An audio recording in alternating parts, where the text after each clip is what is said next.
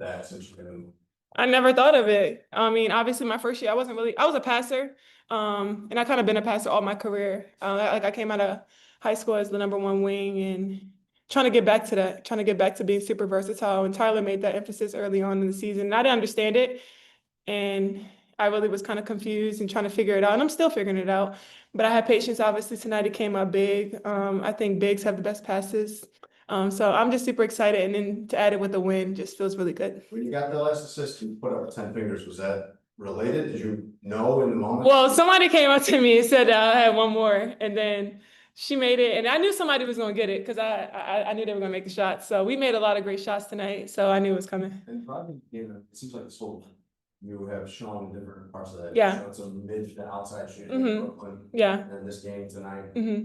How does that feel for you in the path there? Yeah, I just want to be unstoppable. I want to be to a point where it's hard to guard because they have to guard the pass. They have to guard the shot. Obviously, didn't knock my shots down, and I felt really good during warm-ups, but obviously I didn't knock down tonight, but I didn't let that get down. I think some of the best players in the world, like if their shot is not falling, they try to find other ways to get the team together and stay involved. So I try to find that on the defensive end, guarding Tina. She's obviously a great player.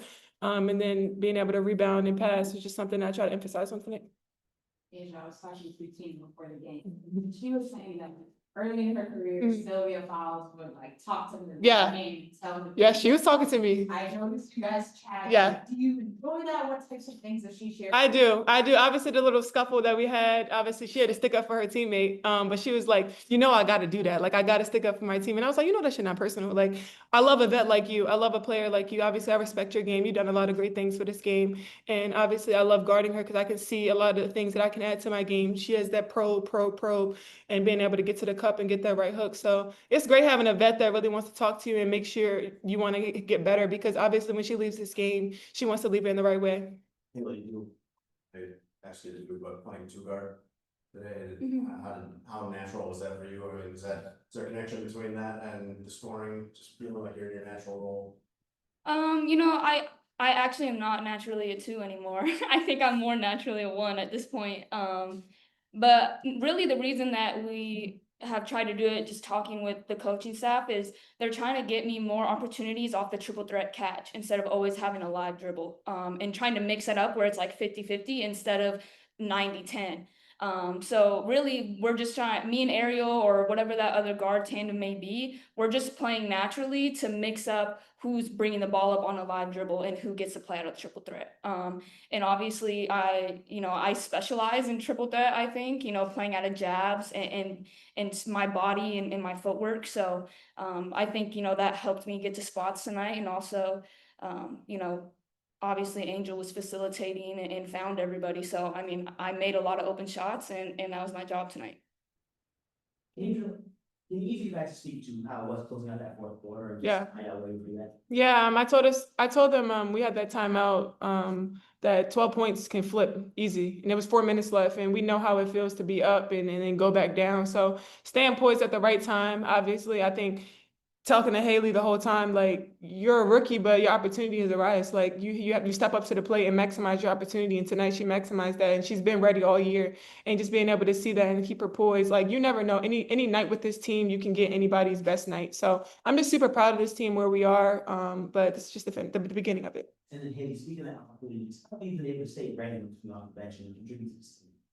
Yeah, I mean, I think I've had opportunities that I haven't necessarily been ready for this year, but it is what it is. It's all a journey. And those times that I wasn't ready when I had an opportunity in the games to come in and impact, I watched the film and I learned from it. And I have people on the team like Angel, like Sloot, like Rachel Banham, who are continually talking to me and telling me that when it comes again, we want you to try again. Never lose that edge. And I've been in a good flow state this week, and so I was excited, and I figured if I came out and played well, he might give me some more minutes, and it was feeling good. I was in a flow, so hopefully I can carry it over to next game. Angel, did you come in with a little extra fire? I mean, you're always a very passionate player, but it just looked like even... I was hungry. I'm hungry. Like a little more. I'm hungry for a win. Like 2-7. Like we played a song before the game. Well, not a song before the game. Coach kind of told us before the game. In the 90s, there was music. All the music was desperate. Men were desperate, and they were desperate, and we were desperate tonight. and we played a song that was desperate in the locker room. Men So- are desperate, right? In the 90s, they were pretty desperate. They was outside the house with a boombox, and you know, I wasn't alive yet, but you know. Yeah. But yeah, we were super desperate tonight, 2-7. Like we wanted this one bad, and we knew we could come in here and get that. And after a long trip, it was this hell getting here, as you guys all know. Yeah. We wanted this bad, and going home with the win feels really good. Thank you, guys. And she seems to take a lot of pride in specifically mentoring you and Camilla. because Yeah. You guys have been such similar positions. Yeah. You could talk about what it's meant to have a leader like her on the team and what you kind of learned from her both on and off the court. Yeah, she's great. It's very hard to get her out of her emotions. Obviously she stays even the whole entire time. And you need a player like that because I'm energy. I'm always going, I'm always loud. And Will just stays the course the whole time. Obviously, she doesn't complain. She doesn't do anything out of her sort. Obviously, she takes her time around the basket, and I watch her too. Like her and Tina, like they have that nice probe. They take their time around the basket and get that nice hook. And I try to look at that with Will in her game. So she's been a great mentor for me and Camilla, and just being able to have that has really helped us. For sure. It's like this pressure on you of, being a draft pick and like all this outside noise and playing such a key role early on in your career while you're still trying to learn and develop. Yeah, just staying the course, having great teammates. Sky has done a great job being able to have my back through everything. I love being here. I enjoy it. Obviously, it's been a bumpy road and it hasn't been easy for us, but I want everybody to continue to trust the process. We got to trust the process. Coach Starkey, Bob Starkey, he texted me the other day and was like, look at the best players. They always struggle. They always have struggled with a crazy season their first couple of years. Simone, look at Asia, like all the best players. When you're a top draft pick, you get drafted to one of the worst teams. So I'm not saying that we are the worst team, but I'm just saying it's going to be take time for us to get better and be patient. I want the fans to like just be patient with us. Like it's going to take time. We're trying to get better every day and give us some grace. I think it was the first shot you hit, it was green on the left side, was it the first time? Mhm. You kind of got the ball in an awkward position, gathered yourself, got it. Was that a moment where you just felt like, I'm really poised, I really got it going today? Yeah, I mean, honestly, I felt that way when I went to warm up today. Sometimes when you play and you're a player, like you just know when you have that feeling.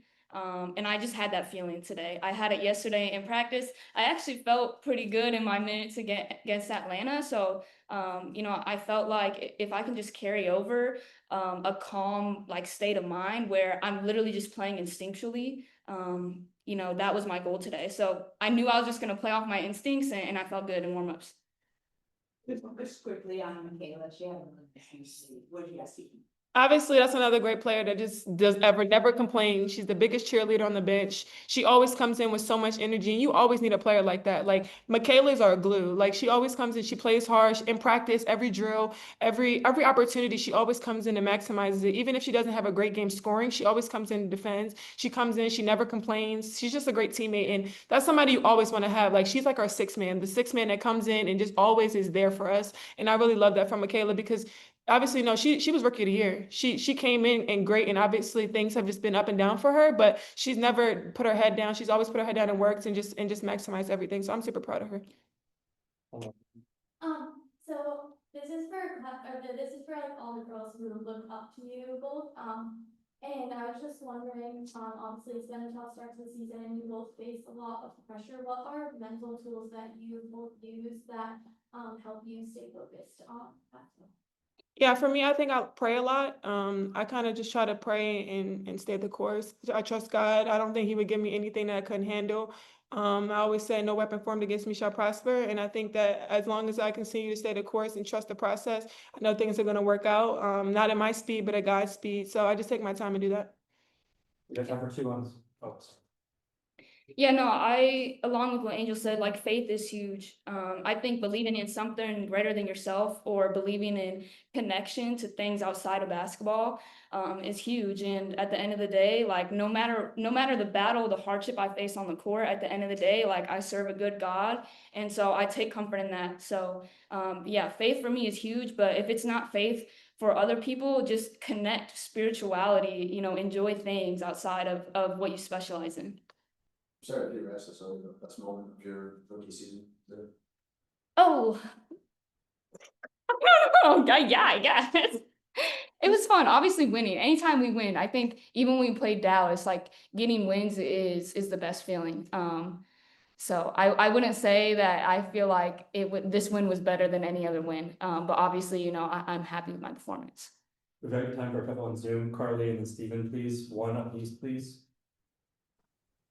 Hi, players. There was a timeout that Marsh called around the 7:30 mark in the first quarter after Connecticut got out to a run. And then shortly after that, you guys just came out incredibly poised the rest of the game. What was said in that first quarter timeout that helped you guys lock in? I don't remember, I ain't gonna lie. Honestly, we just weren't executing anything. We weren't executing the looks that we wanted. We were missing our bigs wide open in the paint on the pick and roll. We weren't executing our coverages on defense. So the coaches just reminded us that at the end of the day, like, we were beating ourselves in that moment. We weren't doing what we had prepared the game plan to do. And they didn't scream at us. It's just a fact. So they just told us the facts, and it was up to us to make an adjustment. We'll close out with Stephen. Please unmute.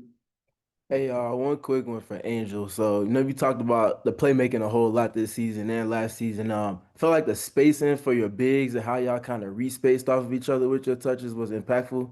Can you just talk about what's kind of gone into that process and how you've seen it play out for you all? Yeah, obviously it's not easy. Kind of transitioning back to being super versatile, being that stretch four position. I worked on a lot in the offseason. Obviously, it unrivaled.